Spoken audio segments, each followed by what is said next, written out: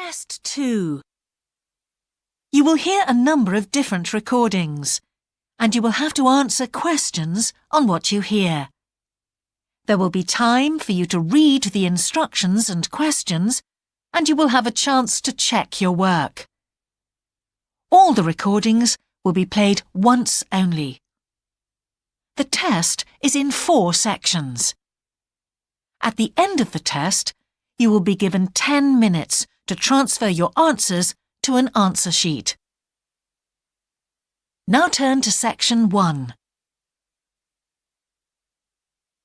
Section 1.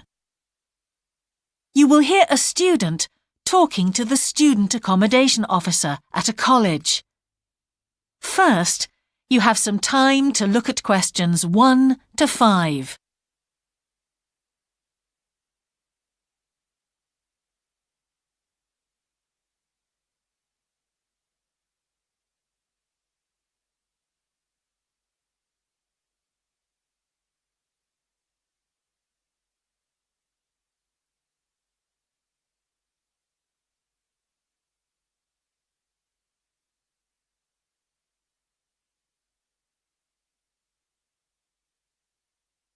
You will see that there is an example that has been done for you. On this occasion only, the conversation relating to this will be played first. Good morning. Can I help you? Yes, I've just been accepted on a course at the university and I'd like to try and arrange accommodation in a hall of residence. Yes, certainly. Please sit down. What I'll do is fill in a form with you to find out a little more about your preferences and so forth. Thank you.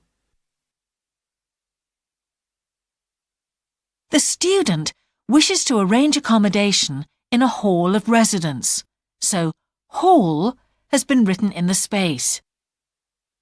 Now we shall begin. You should answer the questions as you listen, because you will not hear the recording a second time.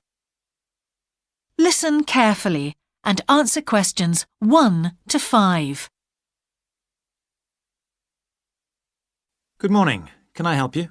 Yes, I've just been accepted on a course at the university and I'd like to try and arrange accommodation in a hall of residence. Yes, certainly. Please sit down. What I'll do is fill in a form with you to find out a little more about your preferences and so forth. Thank you. So, first of all, can I take your name? It's Anu Bhatt. Could you spell your name, please? Yes, ANUBHATT. Thanks. And could I ask your date of birth? The 31st of March, 1972. Thank you. And where are you from? India. Oh, right. And what will you be studying? I'm doing a course in nursing. Right, thank you. And how long would you want to stay in hall, do you think? Well, it'll take 3 years, but I'd only like to stay in hall for 2. I'd like to think about living outside for the 3rd year. Fine.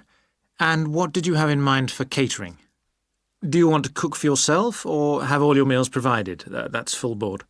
Is there something in between? Yes, you can just have evening meal provided, which is half board. That's what I'd prefer. Yes, a lot of students opt for that. Now, with that in mind, do you have any special diet, anything we should know about? Yes, I don't take red meat. No red meat. Before you hear the rest of the conversation, you have some time to look at questions 6 to 10.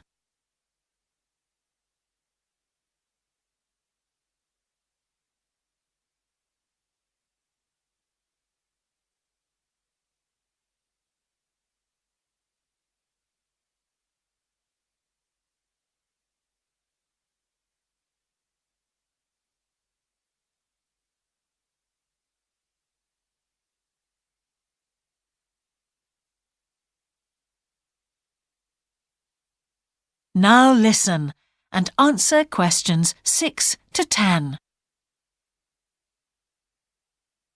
Now, thinking about the room itself, we have a number of options. You can have a single study bedroom or you can have a shared one. These are both what we call simple rooms. The other alternative is to opt for a single bedsit, which actually has more space and better facilities. There's about £20 a week difference between them. Well, actually my grant is quite generous and I think the bedsit sounds the best option. Lovely. I'll put you down for that and we'll see what availability is like. Now, can I ask some other personal details which we like to have on record? Yes, of course. I wonder if you could let us know what your interests are. This might help us get a closer match for placing you in a particular hall. Well, I love the theatre. Right. And I enjoy sports, particularly badminton. Ah, that's worth knowing.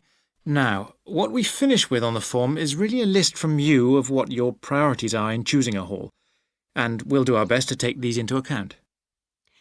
Well, the first thing is I'd prefer a hall where there are other mature students, if possible. Yes, we do have halls which tend to cater for slightly older students. And I'd prefer to be out of town. That's actually very good for you because we tend to have more vacancies in out-of-town halls. Lucky. Yes. Anything else? Well, I would like somewhere with a shared area, a TV room, for example, or something like that. It's a good way to socialise. It certainly is. That's it. Now, we just need a contact telephone number for you. Oh, sure, I'll just find it. It's 667549. Great. So we'll be in contact with you as soon as possible. That is the end of section 1. You now have half a minute to check your answers.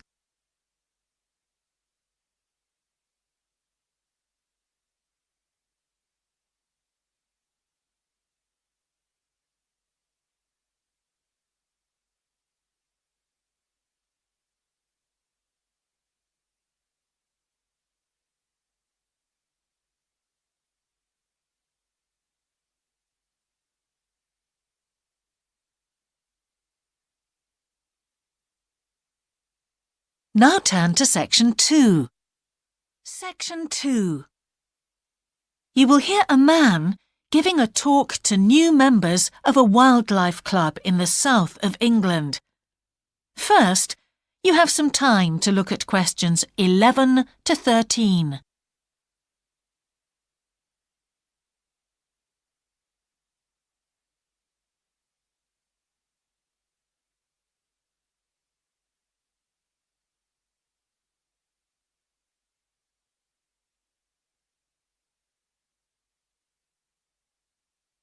Now listen carefully and answer questions 11 to 13.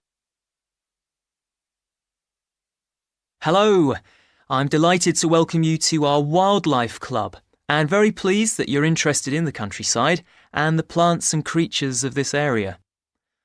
I think you'll be surprised at the variety we have here, even though we're not far from London. I'll start by telling you about some of the parks and open spaces nearby. One very pleasant place is Halland Common. This has been public land for hundreds of years, and what you'll find interesting is that the River Ouse, which flows into the sea 80 kilometres away, has its source in the common. There's an information board about the plants and animals you can see here, and, by the way, the common is accessible 24 hours a day. Then there's Holt Island, which is noted for its great range of trees. In the past, willows were grown here commercially for basket making, and this ancient craft has recently been reintroduced. The island is only open to the public from Friday to Sunday because it's quite small, and if there were people around every day, much of the wildlife would keep away. From there, it's just a short walk across the bridge to Longfield Country Park. Longfield has a modern replica of a farm from over 2,000 years ago. Children's activities are often arranged there, like bread making and face painting. The park is only open during daylight hours, so bear that in mind if you decide to go there. Before you hear the rest of the talk, you have some time to look at questions 14 to 20.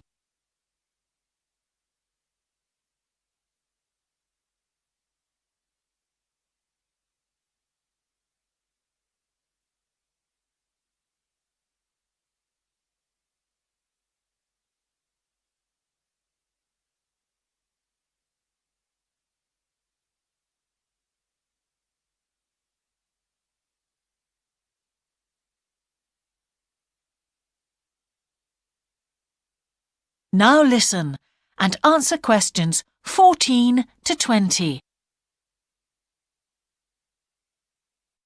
Longfield Park has a programme of activities throughout the year, and to give you a sample, this is what's happening in the next few days. On Monday, you can learn about herbs and how they've been used over the centuries. You'll start with a tour of our herb garden, practice the technique of using them as colour dyes for cloth, and listen to an illustrated talk about their use in cooking and medicine. Then on Wednesday, you can join local experts to discover the variety of insects and birds that appear in the evening. We keep to a small number of people in the group, so if you want to go, you'll need to phone the park ranger a few days ahead. There's a small charge which you should pay when you turn up. I'm sure you're all keen to help with the practical task of looking after the park, so on Saturday you can join a working party. You'll have a choice of all sorts of activities, from planting hedges to picking up litter, so you'll be able to change from one to another when you feel like it. The rangers will be hard at work all day, but do come and join in, even for just a short while. One thing, though, is to make sure you're wearing something that you don't mind getting dirty or torn. And finally, I'd like to tell you about our new wildlife area, Hinchingbrooke Park, which will be opened to the public next month. This slide doesn't really indicate how big it is, but anyway, you can see the 2 gates into the park and the main paths.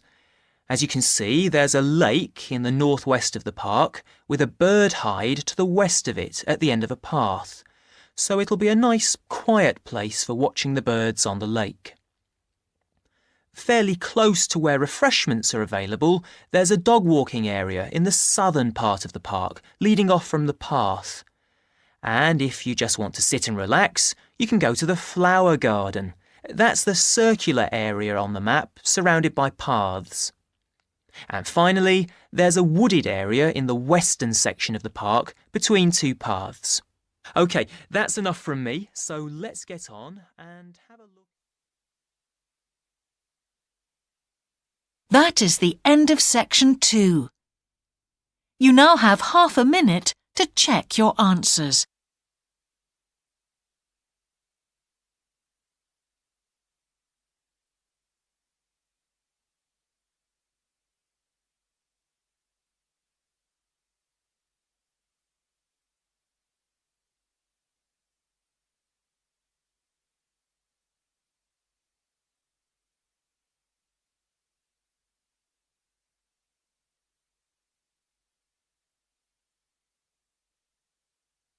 Now turn to section 3. Section 3. You will hear the Director of Studies in an English Language Centre and a student representative talking about their self-access centre. First, you have some time to look at questions 21 to 24.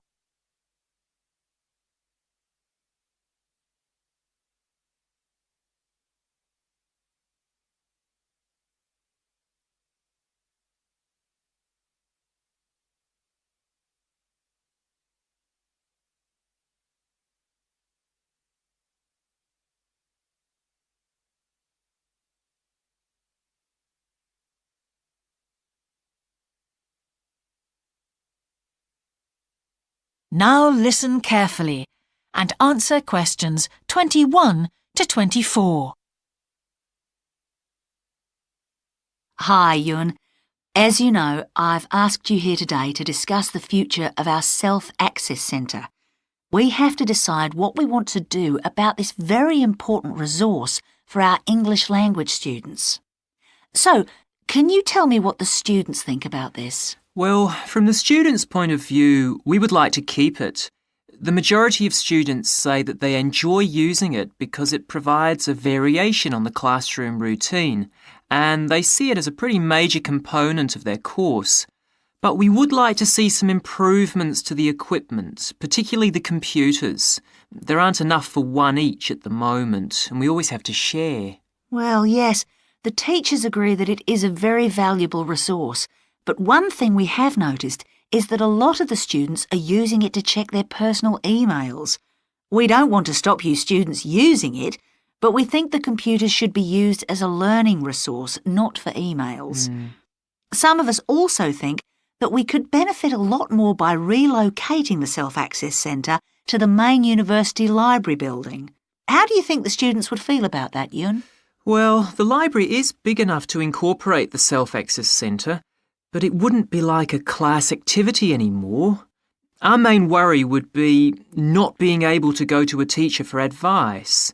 I'm sure there would be plenty of things to do, but we really need teachers to help us choose the best activities. Well, there would still be a teacher present and he or she would guide the activities of the students. We wouldn't just leave them to get on with it. Yes, but I think the students would be much happier keeping the existing setup.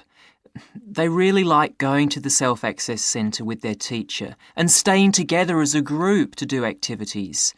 If we could just improve the resources and facilities, I think it would be fine.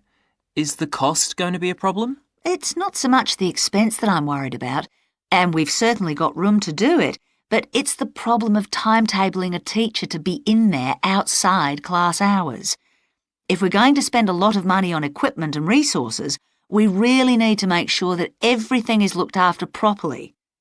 Anyway, let's make some notes to see just what needs doing to improve the centre.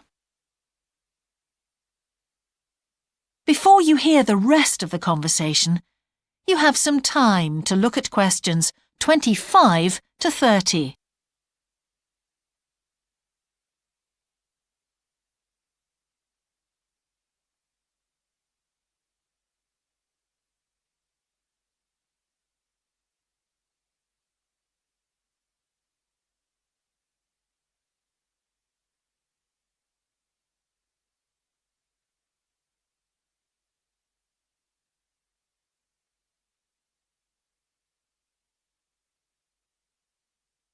Now listen and answer questions 25 to 30. Now, what about the computers? I think it might be a good idea to install some new models. They would take up a lot less room, and so that would increase the workspace for textbooks and so on. That would be great. It is a bit cramped in there at times. What about other resources? Do you have a list of things that the students would like to see improved? Yes, one of the comments that students frequently make is that they find it difficult to find materials that are appropriate for their level, especially reading resources. So I think we need to label them more clearly. Well, that's easy enough. We can get that organised very quickly. In fact, I think we should review all of the study resources as some of them are looking a bit out of date. Definitely. The CD section especially needs to be more current. I think we should get some of the ones that go with our latest course books and also make multiple copies. Good. Now, I was also thinking about some different materials that we haven't got in there at all. What do you think of the idea of introducing some workbooks? If we break them up into separate pages and laminate them, they'd be a great resource. The students could study the main course book in class and then do follow-up practice in the Self-Access Centre. That sounds good. OK, now finally we need to think about how the room is used. I'll have to talk to the teachers and make sure we can all reach some agreement on a timetable to supervise the centre after class. But we also need to think about security too, especially if we're going to invest in some new equipment. What about putting in an alarm? Good idea. The other thing I'd like to do is talk to our technicians and see whether we could somehow limit the access to email. I really don't want to see that resource misused. What about if we agree to only use it before and after class? Yes, that would be fine. OK, anyway, that's great for now. We'll discuss it further when we've managed to sort. That is the end of section 3. You now have half a minute to check your answers.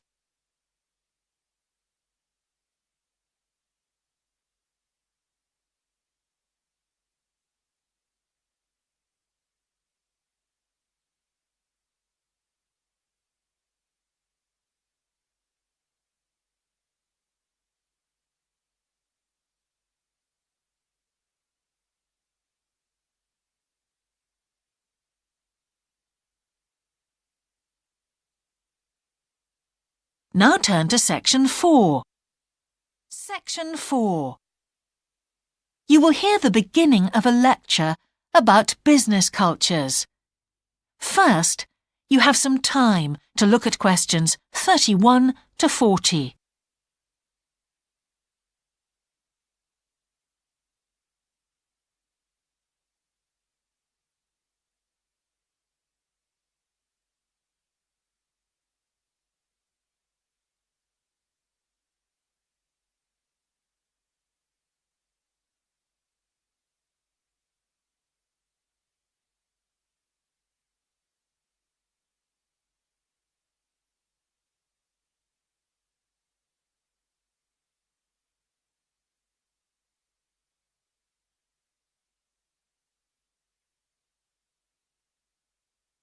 Now listen carefully and answer questions 31 to 40.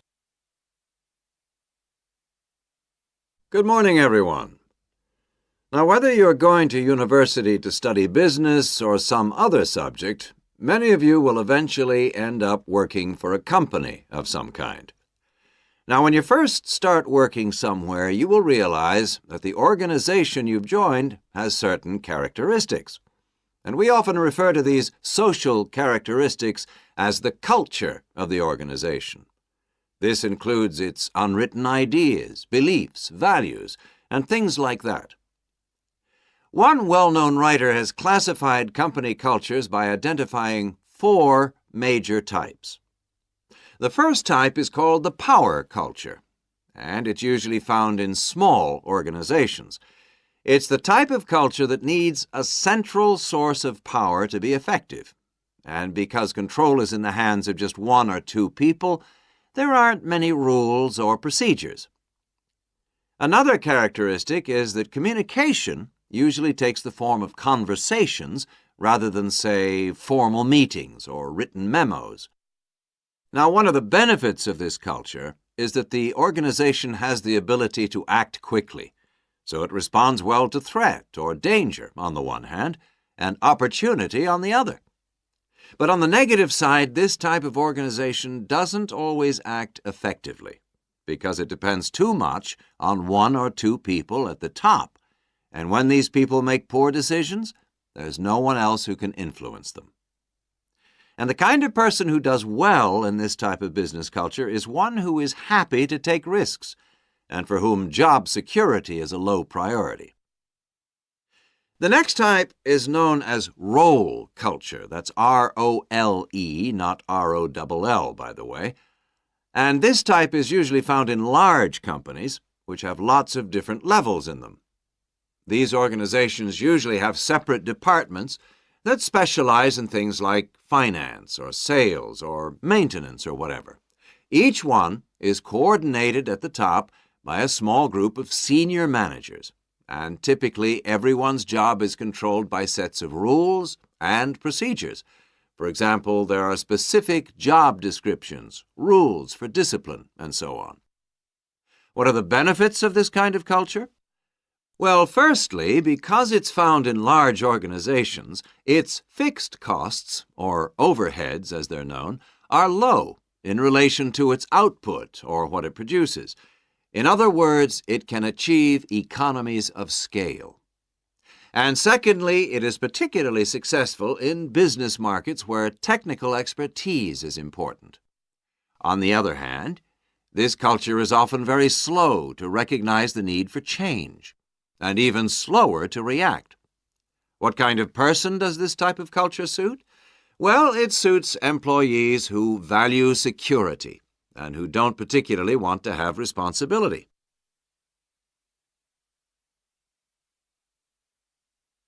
Moving on now to task cultures.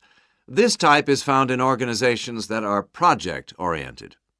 You usually find it where the market for the company's product is extremely competitive, or where the products themselves have a short lifespan. Usually, top management delegates the projects, the people, and other resources, and once these have been allocated, little day-to-day control is exercised from the top, because this would seem like breaking the rules. Now, one of the major benefits of this culture is that it's flexible. But it does have some major disadvantages, too. For instance, it can't produce economies of scale or great depth of expertise. People who like working in groups or teams prefer this type of culture. And finally, the fourth category is called the person culture. This type is quite unusual. That is the end of section 4. You now have half a minute to check your answers.